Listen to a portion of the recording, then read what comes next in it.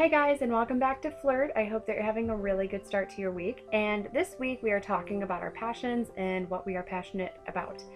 And I decided to do mine on my job, which if you watched my very first video, you'll know that I work as a body piercer. And the main reason I decided to pick this topic is because I get so many comments about being a body piercer and I get so many questions about it, so I decided now would be a good time to just throw it all out there. So one of the biggest questions I get is how I got my job, and I also get comments almost on a regular basis saying either that I would have the coolest job in the world and that they don't know how I can do my job because of all the things that are involved with it. And I guess I'll start off with just answering how I even got my job. For me, it was a random luck of the draw.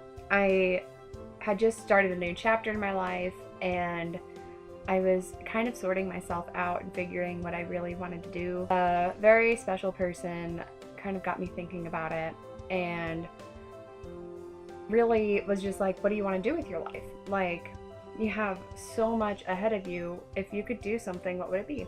And thinking about it, I was just randomly like, I think it'd be kind of cool to be a body piercer. After just randomly kind of coming up with this crazy idea of being a body piercer, it just happened to be a work of fate. Some people could say it was a work of God, that the tattoo shop here in town was like, we need a body piercer. I got super lucky and I got hired. The next thing I guess I'll address is that people ask me almost regularly, how do you stand this? I was a nursing major for 2 years before I even got the job. So since I already had my CNA and was already kind of planning on going into something similar at one point, it didn't really bother me. It's just something that you kind of distance yourself from. You don't really think about it, and it's a lot easier to have somebody else do it than to have you do it. Personally, I could never shove a needle through myself, which a lot of people do ask me if I do my own piercings. No, I do not. In case you are curious, I do have 24 piercings and most of them are in my ears, so don't get any crazy ideas. Is because I had so many piercings, I can tell my clients, yeah, this will hurt a little bit, or this really wasn't that bad of a piercing for me. But I'm always honest and I tell them that I do have a really high pain tolerance, so asking me is a very bad decision. And I think personally my job is pretty much the coolest because I can be who I want to be. I can have self-expression, and really it's a unique place to work, and I love what I do. It does take a lot more than just stabbing somebody, and that's something that a lot of people do not realize. I have been trained on the spot by some really good piercers and some people who have had years and years and years and years of training. And that's not to say that I'm perfect.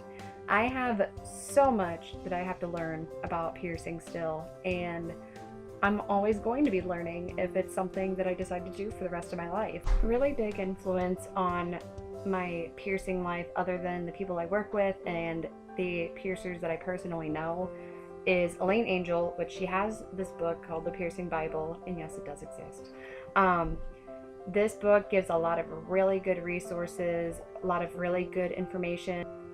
It's mainly made for a book for piercees so that they can kind of know what to expect as far as piercing goes. But one big thing that I will tell you about this book, it is not a how-to book. Unless you have the proper piercing training, do not use it as a how-to book because it will not tell you how to do it. One thing that she does emphasize a lot is do not attempt these at home, and make sure that you go to a trained professional before you do get any piercing out of this book, because some of these piercings are very dangerous to do at home, and especially if you go to somebody who is not trained in that piercing, you can have a serious problem If your body piercer ever tells you that they are not comfortable doing a piercing or that they will not do a piercing, trust them, because chances are they are doing it for a very good reason. Either the piercing is just not safe and they prefer not to do it because of the fact that it's unsafe, or they're just not comfortable doing it. And if a piercer is not comfortable doing a piercing, don't pressure them to do it. You don't want somebody sticking a hole in you that has no knowledge in the subject and that doesn't feel secure doing it. One thing that definitely helps me is that because my coworkers believe in me and my coworkers know that I do a good job, it puts a lot of confidence in myself that I can do a good job. So my closing notes on this video is that you should never pierce yourself at home, even if you think that you can do it. I highly do not recommend it. Never have anybody but a professional touch you as far as body piercing goes. So that's the reality of my job. While I love it, it takes a special person to do it.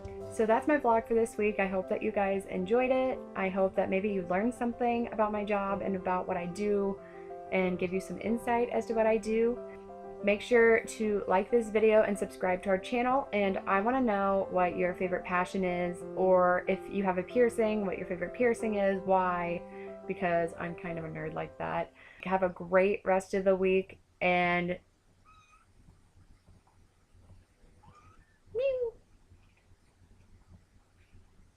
I will see you guys next Tuesday.